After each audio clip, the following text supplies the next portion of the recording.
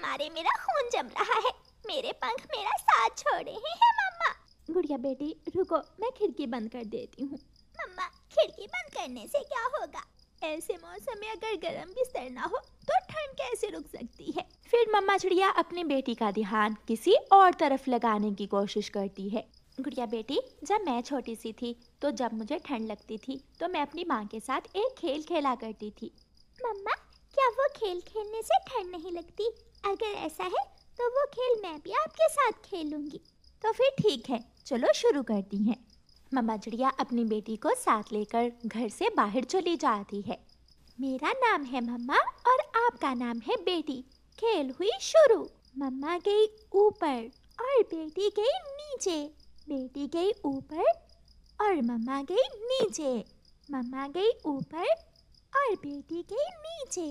जब मम्मा चिड़िया पेड़ पर जाकर बैठ जाती तो उसकी बेटी गुड़िया पेड़ से नीचे आकर बैठ जाती। वो ऐसे ही किए जा रही थी। गुड़िया का शरीर गर्म हो जाता है और ऐसे उसे ठंड का एहसास कम होता है। मम्मा, ये खेल तो सच में कमाल की है। मेरी सारी ठंड उतर गई ये खेल खेलने से। वो रात किसी न किसी तरह मम्मा चिड़िया गुजार ही लेती है। सुबह हो जाती है। सारी रात जागते रहने के कारण गुड़िया अब तक सोई हुई थी। मम्मा चिड़िया को तो कई काम थे, इसलिए मम्मा चिड़िया उठ जाती है और अपने घर से निकलती है। हरियाली बहन, जंगल में कहीं कपास का पौधा है क्या? हाँ रानो चिड़िया, कपास के पौधे पहाड़ों के पास है। लेकिन तुम क्या करने वाली हो? रात बहुत ठंड थी, मैं अपनी बेटी के लिए कपास से गर्म बिस्तर बनाने वाली हूँ। कपास का घोंसला अच्छा रहेगा, ऐसी ठंड में कपास के घोंसले में ठंड का एहसास नहीं होगा। फिर मम्मा चिड़िया पहाड़ों की तरफ कपास लेने चली जाती है। मीना सहेली, मैं तो आज सारी रात मम्मा के साथ एक खेल खेलती रही। क्या? वो खेल क्या था? ये मेरा और मम्मा का सीक्रेट है। मम्मा ने किसी को बताने से मना किया हुआ है। लेकिन एक बात तो है, वो खेल खेलने से ठंड का एहसास नहीं होता। थोड़ी दूर बैठी गोरी कौवी गुड़िया की बात सुनकर हंसने लगती है। गरम बिस्तर नहीं है बेचारी चिड़िया के पास अपनी बेटी के लिए, इसलिए रात गुजारने के लिए इस तरह के खेल खेलती है वो। आंटी, मेरी सहेली की मम्मा आपकी तरह चोरियां नहीं करती ना, इसलिए उनके घर में गरम बिस्तर और घोंसले नहीं है। बड़ी लंबी जुबान है तेरी छोटी चिड़िया, बहुत चूं चूं करती है तू। मीना सहेली, चलो यहाँ से चलें। मम्मा ने गोरी आंटी से उलझने से मना किया हुआ है। गुड़िया मीना को लेकर वहाँ से चली जाती है। मम्मा चिड़िया कपास के पौधों से कपास के फूल चुन लेती है और वो सारे फूल एक टोकरी में रखकर बूढ़ी फाख्ता के पास जाती है। माँ जी, मुझे इन कपास के फूलों से गर्म घोंसले बना दे। बेटी, मगर उसके लिए लंबी घास की जरूरत होगी। मैं फूल साफ करती हूँ और आप जल्दी से लंबी घास ले आओ। लेकिन माँ जी, मुझे लंबी घास कहाँ से मिलेगी? लंबी घास नदी के उस पार है। मम्मा चिड़िया घास लेने चली जाती है। गुड़िया भी अपने घर में आ जाती है। ना जाने आज मम्मा सुबह से कहाँ चली गई है। भूख भी लगी है और मम्मा अभी तक लौट कर नहीं आई। गुड़िया को भूख लग जाती है और गुड़िया अपने घर से निकलती है। गुड़िया उड़ती उड़ती घने जंगल में चली जाती है। गुड़िया अपनी मम्मा को बूढ़ी फाख्ता के पास बैठा हुआ देखकर थोड़ा पास जाकर अपनी मम्मा की बातें सुनने लगती है।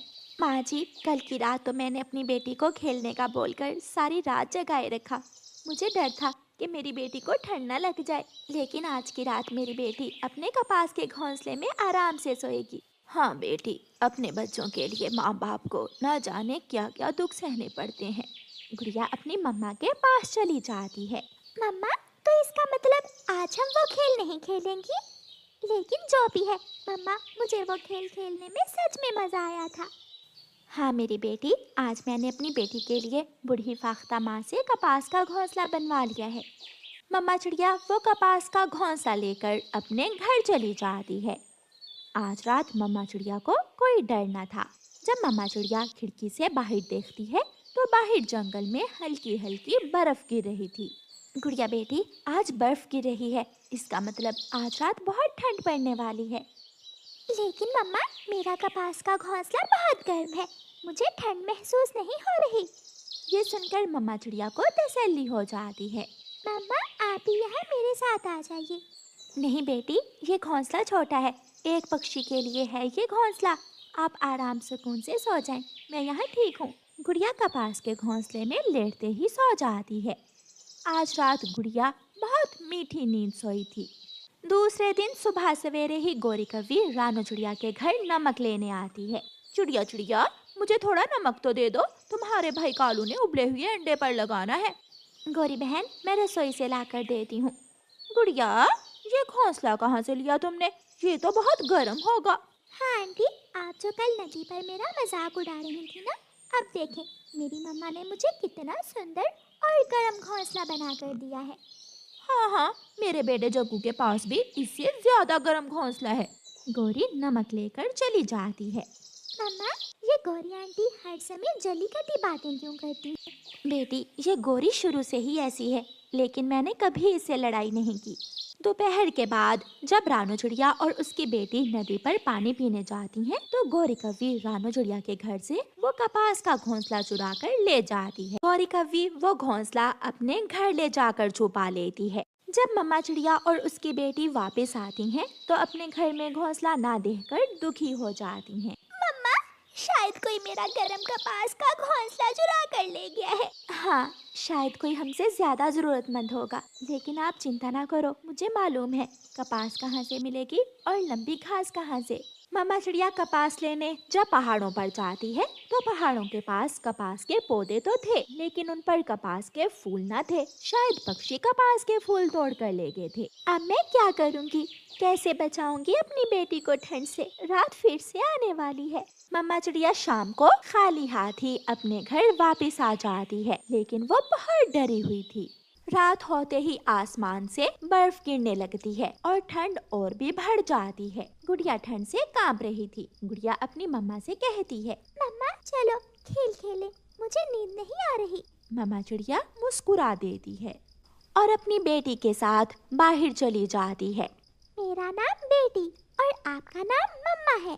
गुड़िया गई ऊपर, मम्मा गई नीचे, मम्मा गई ऊपर, गुड़िया गई नीचे, गुड़िया गई ऊपर। फिर वो माँ बेटी खुद को गर्म रखने के लिए वो खेल खेलती रहती हैं।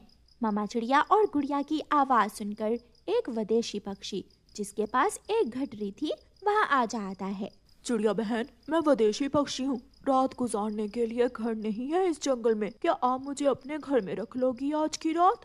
पक्षी, मेरे पास घर तो है, लेकिन घर में गर्म बिस्तर नहीं है। ये बात सुनकर विदेशी पक्षी हंसने लग जाता है। चले, आप मुझे अपने घर में ले जाएं। फिर गुड़िया और उसकी मम्मा विदेशी पक्षी को अपने घर में ले जाती हैं। घर जाकर विदेशी पक्षी अपनी गठरी खोलता है और एक गरम कंबल मम्मा चिड़िया को और उसकी बेटी गुड़िया को दे देता है। चिड़िया बहन, मैं गरम कंबल बेचता हूँ। मेरे पास गरम कंबल की कोई कमी नहीं है। ले, आप भी सुकून और आराम से सो जाए और मैं भी सो जाता हूँ। ये सुनकर मम्मा चिड़िया और उसकी बेटी एक दूसरे के मुंह को देखे जा रही थी। मम्मा, किसी ने हमारा घोंसला चोरी किया तो हमें उससे अच्छा गरम कंबल मिल गया। हाँ बेटी, इसीलिए तो कहते हैं कि अगर अच्छा सोचोगे तो हमेशा आपके साथ अच्छा ही होगा। मुझे मालूम है मेरा घोंसला गौरी कव्वी ने चुराया था, लेकिन मैं चुप रही और सोचा कि शायद उसे उस घोंसले की जरूरत होगी।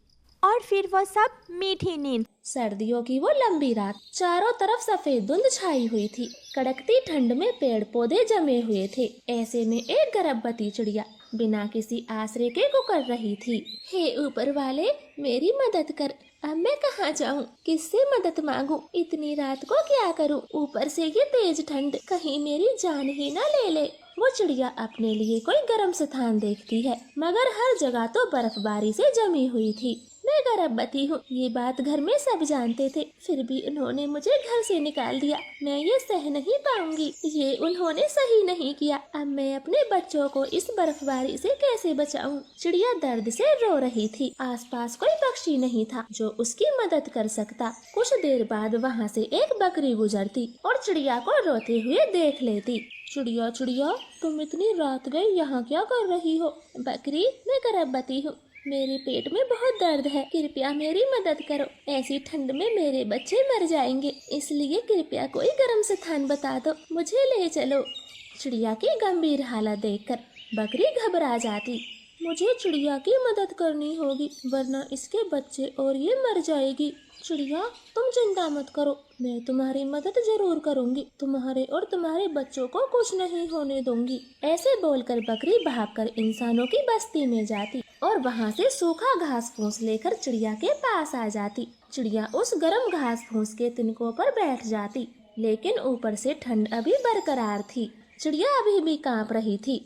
चिड़िया चिड़िया, मैं ऊपर के लिए भी कुछ करती हूँ, तुम चिंता मत करो। फिर छोटी बकरी आसपास से सूखी लकड़ी लेकर आती और उनसे चिड़िया के ऊपर एक छत बना देती और चारों तरफ घास फूस से ढक देती। और अपना काम खत्म करके बकरी जब भीतर देखती तो चिड़िया ने एक अंडे को जन्म दे दिया था।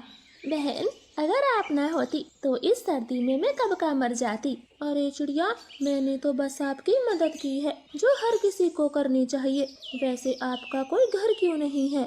बकरी बहन, मैं एक अनाथ बच्ची थी। बड़ी हुई तो मेरे चाचा चाची ने मेरी शादी करा दी। ससुराल वाले बहुत बुरे पक्षी हैं, उन्होंने मुझे मारा पीटा और जब मैं गर्भवती हुई तो घर से भगा दिया। फिर चिड़िया, आप इससे पहले कहाँ रहती थी? मैं चाची के पास गई थी, उन्होंने मुझे घर में नहीं रखा। फिर मैं यहाँ वहाँ भटकने लगी, मगर इन सर्दियों में बिना घर के रहना मुश्किल है। चिड़िया बहन, आपके साथ बहुत बुरा हुआ, लेकिन अब सब ठीक हो जाएगा। मैं आपके लिए कुछ खाने को लाती हूँ, पता नहीं तुम कब से भूखी होंगी। इतना बोलकर बकरी वहाँ से बाहर चली जाती। वो बड़ी मुश्किलों से थोड़ा भोजन ला पाती, मगर चिड़िया सोई हुई थी। वो उसे कई बार जगाती, मगर चिड़िया तो मर चुकी थी। वो अपनी आंखें नहीं खोलती।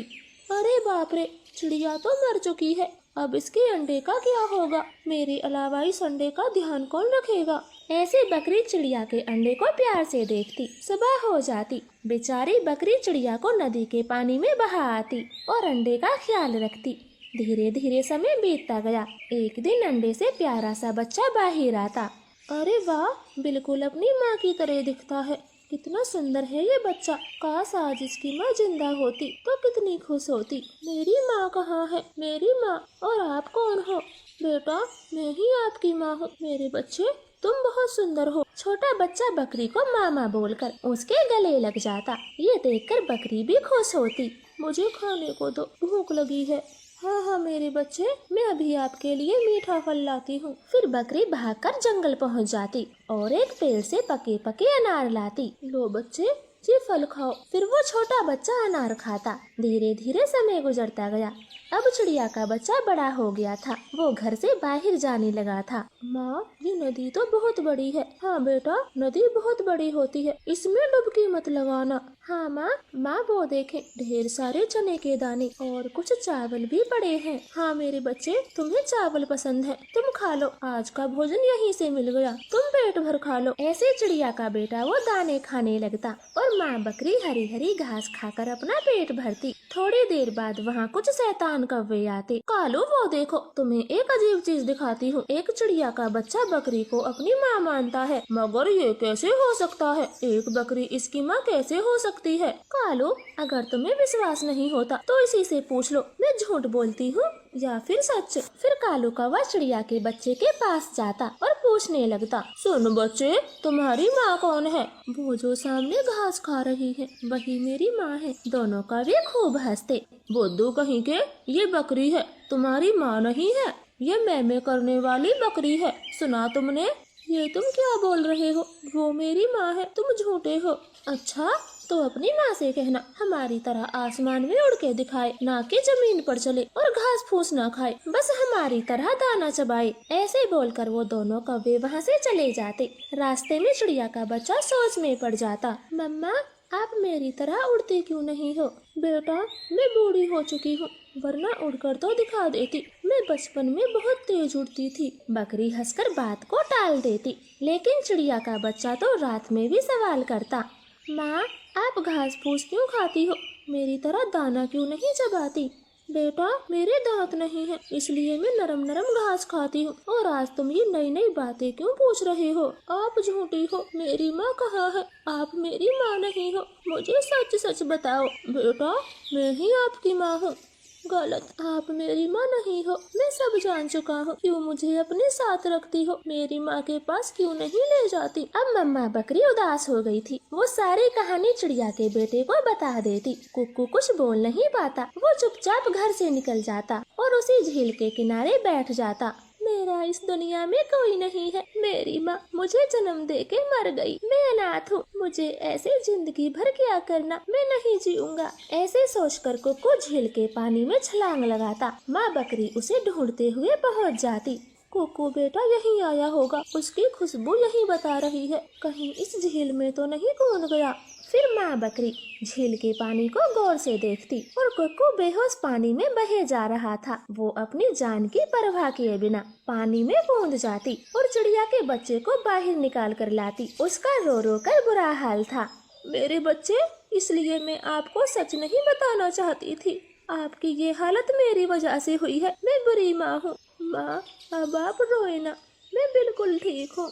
ये बात सुनकर बकरी की जान में जान आती। वो खुश हो गई थी। मेरे बच्चे, अगर तुझे कुछ हो जाता तो मैं अपने आप को कभी माफ नहीं कर पाती। मम्मा, गलती तो मैंने की है। आपको पराया समझकर तुमसे दूर चला गया। अब से आप ही मेरी माँ हो। कोई कुछ भी कहे, मैं किसी की बातों में नहीं आऊँगा।